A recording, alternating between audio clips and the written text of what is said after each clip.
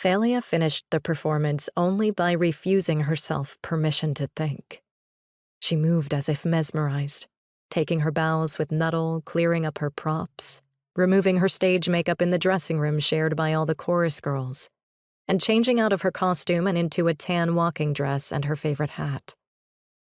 At last, in the dark street outside the theater, Nuttall offered her his arm and an unconvincing smile. What happened? They set off toward the solitaire boarding house where they had rented rooms for the duration of their stay in Philadelphia. It was a chilly night in early April. The air was not precisely fresh, but it was cool on Thalia's face as she matched her steps to Nuttall's.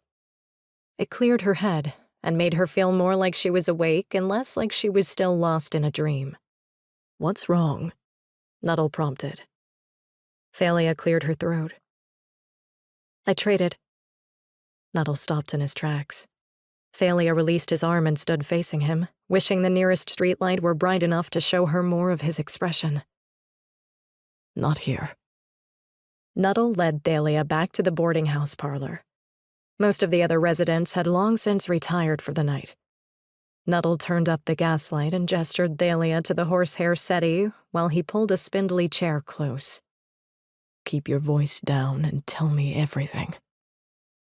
Thalia drew back her glove enough to show Nuttall her left wrist, swollen, scraped, and already bruised.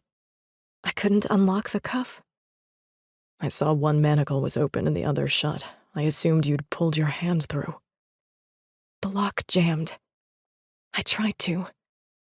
Thalia described her experience. "I traded, didn't I?" Throughout her account, Nuttall had grown more and more rigid and still. His dark eyes blazed into hers.